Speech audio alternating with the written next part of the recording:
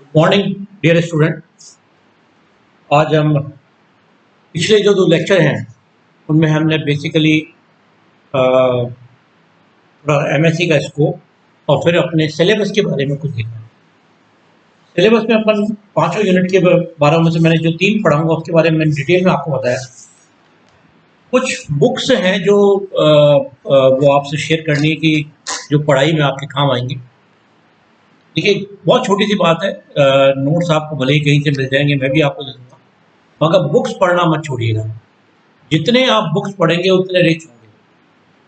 तो मैं कुछ बुक्स जो आपके जो सिलेबस में लिखी हुई है वो तो एक बोर्ड्स और मोटरसन की है, न्यूक्लियर स्ट्रक्चर वॉल्यूम 1 है। फिर केनेथ एस केन्स की है, इंट्रोडक्टरी न्यूक्लियर फिजिक्स है। एक घोषाल की है, एटॉमिक एंड न्यूक्लियर फिजिक्स है। परकिंसन के introduction to high energy physics, मैंने बताया था कि हाई एनर्जी को आप सेपरेट मत कीजिए। इसे जीई ब्राउन की है, जैक्सन की है, nuclear nuclear nuclear nuclear interaction के ऊपर। ये अच्छी किताब है, बहुत अच्छी किताब है। इसके अलावा एक एस डी बेनेडिक्ट की है ना, उसकी भी किताब, उनकी भी किताब है और वो भी न्यूक्लियर इंटरेक्शन के ऊपर है। इसके अलावा एक मार्मियर एंड शेल्डन की है किताब, वो है न्यूक्लियर फिजिक्स एंड पार्टिकल्स। ये किताबें तो खैर है ही है ना। इसके अलावा एक किताब और है एंगे की, है ना, H A Enge, introduction to nuclear physics, बहुत काम की है। रेडिएशन डिटेक्टर के लिए कपूर और रामामूर्ति की है। इसी तरीके से रेडिएशन डिटेक्टर के लिए टेल की है, डब्ल्यू है टेल, उनकी भी किताब है। और एक और डिटेक्शन के लिए किताब है प्राइस की, डब्ल्यू जे प्राइस। ये सब किताबें आपको जो मैंने सिलेबस आपको पिछले को बताया था उसके लास्ट पेज के ऊपर ये सब दे रखी हैं। तो ये तो सब आपके पास अवेलेबल नहीं है, मगर ये मत मान के चलिए कि केवल यही किताब है। ये एक बेसिकली बुक है जहाँ से सिलेबस के टॉपिक लिए हुए। उसके अलावा कुछ किताबें ऐसी हैं जो बहुत ज़्यादा काम आएंगी और जिनको पढ़ने से न केवल आपका ये वाला बल्कि और भी न्यूक्लियर फिजिक्स में बहुत अच्छी किताब डेवलपमेंट होगा। एक जो सबसे ज़्यादा जो किताब काम में आने वाली है उनमें से एक है अपने पास रॉय निगम की, न्यूक्लियर फिजिक्स बाय रॉय निगम। बहुत अच्छी किताब है, सिलेबस में नहीं लिखी हुई है, कोई बात नहीं, मगर आप इसे पढ़ते रहिए, बहुत काम की किताब है। इसी तरह कि ये बी एन श्रीवास्तव जी की भी किताब है ना, बेसिक एंड न्यूक्लियर फिजिक्स। इसमें बहुत छोटे छोटे टॉपिक अच्छे ढंग से दिए हुए हैं, ये भी आपके बहुत काम की है, इनको भी अपन यूज़ करेंगे। एक न्यूक्लियर फिजिक्स बाय कापलान है, इसका फ्रंट पेज थोड़ा मिसिंग है, कोई बात नहीं, अपने को उसकी न्यूक्लियर फिजिक्स बाय कापलान बहुत अच्छी किताब है। तो आप केवल सिलेबस की किताबों तक अपने आप को सीमित नहीं रखें, अपने आप को आगे खुले रखें, है ना, उस तरीके से काम आएगी। इसी तरह से एक न्यूक्लियर फिजिक्स बाय ग्रीन है, ठीक है ना, इसका थोड़ा फ्रंट पेज मिसिंग है, मैं आपको बताऊँ, न्यूक्लियर फिजिक्स बाय ग्रीन, ये भी बहुत अच्छी किताब है, जिसमें आपको पूरा पहले बैकग्राउंड मिलेगा, बैकग्राउंड के बाद में पूरा जो टॉपिक्स हैं अपने उनके ऊपर बहुत डिटेल में कई चीज़ें दी हुई है। एक बर्चम और जॉब की किताब भी है, बहुत काम की किताब है, न्यूक्लियर एंड पार्टिकल फिजिक्स की, जो अपना रियली देखा जाए तो अपना जो बुक का टाइटल है, अपना पेपर का टाइटल है, बुक का क्या है ना, पेपर का टाइटल है, एग्जैक्टली उससे मैच कर रहा है। अच्छी किताब है, ये बुक काम आएगी, ये भी अपन करेंगे।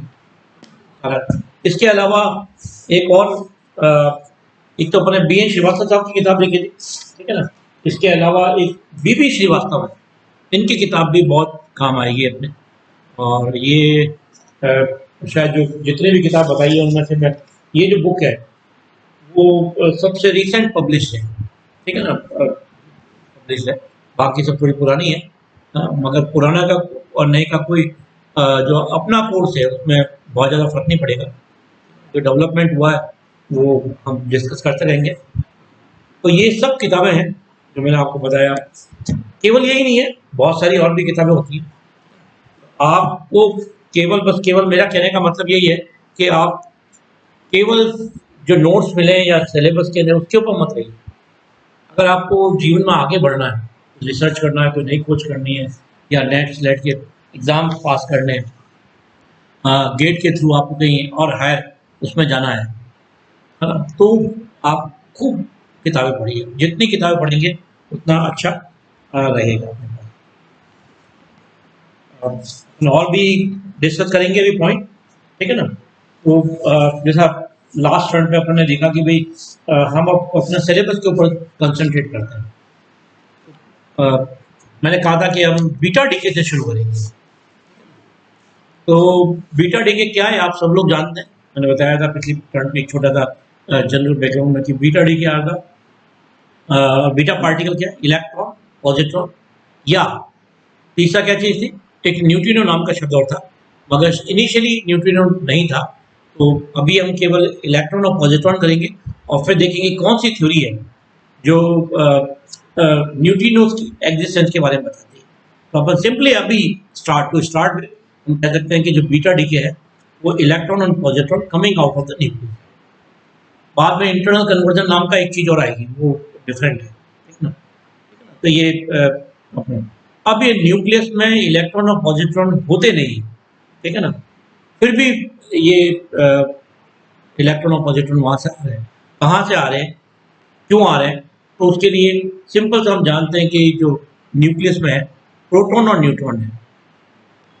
तो प्रोटॉन न्यूट्रॉन में कन्वर्ट होता है, न्यूट्रॉन प्रोटॉन में कन्वर्ट होते हैं, और उनके कन्वर्जन से, आपस में कन्वर्जन से कुछ दूसरे पार्टिकल निकलते हैं। उनमें से एक पार्टिकल कौन सा है? Beta particle. तो सिंपल सी हम कुछ इक्वेशन देंगे कि प्रोटॉन न्यूट्रॉन निकल रहा है, और वो बताएंगे कि किस तरीके से आगे करना है। हम इसके बारे में डिटेल से बताएं उससे पहले कुछ जनरल चीज़ें और हम देखेंगे कि जो इलेक्ट्रॉन और पॉजिट्रॉन या जो भी इन जनरल बीटा पार्टिकल के बारे में बात करेंगे, है ना? तो बीटा पार्टिकल जो न्यूक्लियस से बाहर निकल रहे हैं उनका स्पेक्ट्रम क्या है? अब एक सिंपल सी बात, एक छोटी सी मैं आपको इस स्पेक्ट्रम के बारे में बात बताऊँ उससे पहले अपने को छोटी छोटी बातों का ध्यान रखना है। देखिए आप हाईएस्ट क्लास में आ गए, हाईएस्ट क्लास में आ गए तो आपके पास जो भी शब्द है, हर शब्द का आपको मीनिंग आना चाहिए। अगर आपको हर शब्द का मीनिंग आता है, जो भी नोट्स के अंदर जो भी लाइन आ गया, कोई शब्द आ गया, उसका हर एक का डिटेल में मीनिंग आना चाहिए, उससे रिलेटेड चीज़ आनी चाहिए। जैसे अभी अपने पास एक शब्द है स्पेक्ट्रम। स्पेक्ट्रम का मतलब क्या होता है? स्पेक्ट्रम का जनरली पूछते हैं तो अपन कंफ्यूज हो जाते हैं। स्पेक्ट्रम तो स्पेक्ट्रम होता है तो आप नहीं, एक्चुअली ऐसा नहीं है। स्पेक्ट्रम में प्लॉट है, किसी दो चीज़ों के बीच में ग्राफ होगा, उस ग्राफ को हम स्पेक्ट्रम कहेंगे, ठीक है ना?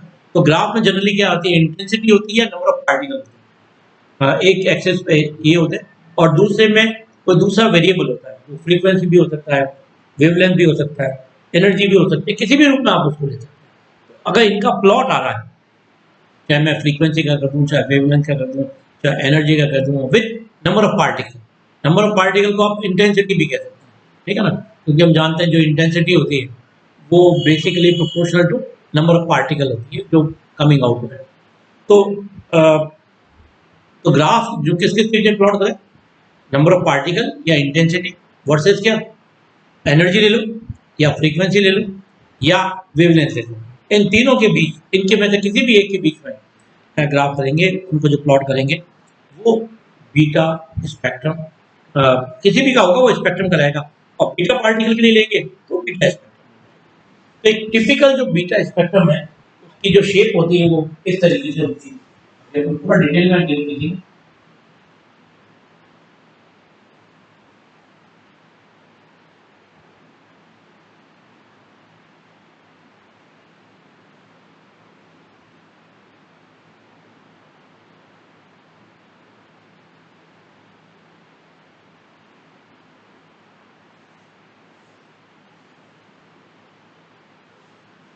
तो हमने एक छोटा सा ग्राफ देखा कि जो नंबर ऑफ पार्टिकल और जो एनर्जी है इनके बीच में अगर ग्राफ देखें, एक बीटा पार्टिकल के लिए, जो इलेक्ट्रॉन के लिए अपनी बात बेसिकली बात करेंगे, तो ये इलेक्ट्रॉन के लिए है, इलेक्ट्रॉन के लिए अलग होगा, पॉजिट्रॉन के लिए अलग होगा और न्यूट्रिनोज के लिए अलग होगा, बिल्कुल शेप अलग अलग होगी।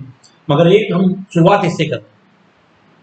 तो इसकी जो शेप है वो अगर अपन मिनिमम एनर्जी से शुरू करें, जो से जीरो एनर्जी है, तो इनिशियली नंबर ऑफ पार्टिकल होंगे, जैसे जैसे एनर्जी बढ़ती जाती है इट इंक्रीजेस, इट इंक्रीजेस,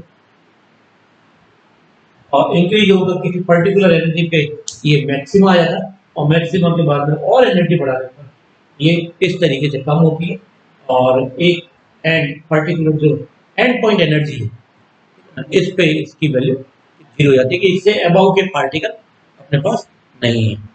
ये टिपिकल स्पेक्ट्रम है बीटा रे का, जो ये सिंपल सा,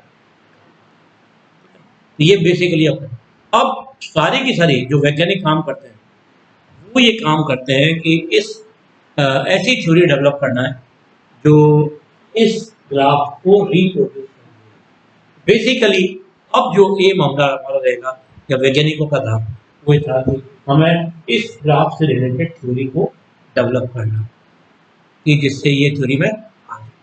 ये सब हम काम अपने उसमें, ये सारा सिंपल सा एग्जांपल है।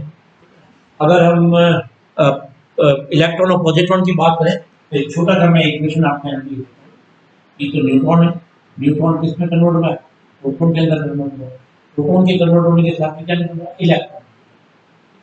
अभी हम बाद में देखेंगे कि ये इक्वेशन चार्ज कंजर्वेशन हो जाता है, सब कुछ हो जाता है, मगर बाद में हम एक थ्योरी पढ़ेंगे उसमें एक चीज मिसिंग होगी, बेसिकली इलेक्ट्रॉन नंबर का कंजर्वेशन नहीं होता है, तो उसको कंजर्व करने के लिए बाद में थ्योरी को डेवलप पता पड़ा कि न्यूट्रिनो निकलते हैं टाइप ऑफ इलेक्ट्रॉन। जब ये पार्टिकल है, पार्टिकल के साथ में एंटी न्यूट्रिनो है, तो ये एक छोटी सी कन्वर्जन है।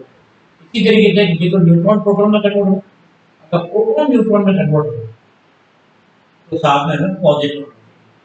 ये पार्टिकल है, इलेक्ट्रॉन पार्टिकल है, और पॉजिट्रॉन एंटी पार्टिकल है। पार्टिकल के साथ में एंटी पार्टिकल है, अब क्योंकि ये एंटी पार्टिकल है इसलिए क्या निकलेगा, न्यूट्रिनो। या एंटी न्यूट्रिनो ना निकल के कौन सा निकलता है, न्यूट्रिनो निकलता है। ये सब थ्योरी आपके पहले पुराने पार्ट थर्ड के अंदर पढ़ी हुई होगी, नहीं पढ़ी है तो हो सकता है कि कई यूनिवर्सिटियों के सिलेबस में स्लाइड न्यूक्लियर फिजिक्स में चेंज है, क्योंकि सॉलिड स्टेट फिजिक्स और न्यूक्लियर फिजिक्स एक साथ है। तो कुछ यूनिवर्सिटीज ने सॉलिड स्टेट के ऊपर ज़्यादा एम्फेसिस दिया हुआ और कुछ ने न्यूक्लियर के ऊपर ज़्यादा दिया हुआ। तो जो न्यूक्लियर के ऊपर ज़्यादा देता है वो पार्टिकल की फिजिक्स के ऊपर भी एक पर्टिकुलर चैप्टर देता है, और जो सॉलिड स्टेट में है वो सॉलिड स्टेट के ऊपर फोकस क्या रखते हैं, ज़्यादा। तो ये एक छोटा सा सिंपल सा इक्वेशन है, और हमें ऐसी थ्योरी डेवलप करनी है जो कि इस ग्राफ को रिप्रोड्यूस। सिंपल सा एक एग्जांपल जो बीटा डीके का आता है, रेडियम जो है वो डीके करता है बकायदा। आप देख रहे हैं यार न्यूट्रॉन प्रोटॉन में कन्वर्ट होता है या प्रोटॉन न्यूट्रॉन में कन्वर्ट होता है, तो जो मास नंबर है वो चेंज नहीं होता, ठीक है ना, वो चेंज नहीं होता, ये ध्यान रखना अपने को। ए जो होता है वो फिक्स रहता है, ठीक है ना, एंड जो टोटल नंबर ऑफ न्यूट्रॉन्स हैं और टोटल नंबर जो प्रोटॉन है वो इंटरचेंज हो जाते हैं। बाकी टोटल नंबर ऑफ जो न्यूक्लियॉन्स है जिसको मास नंबर कहते हैं, ए से वो चेंज नहीं होता। तो रेडियम 210 जो है वो इसमें कन्वर्ट करके ये ग्राफ को रिप्रोड्यूस।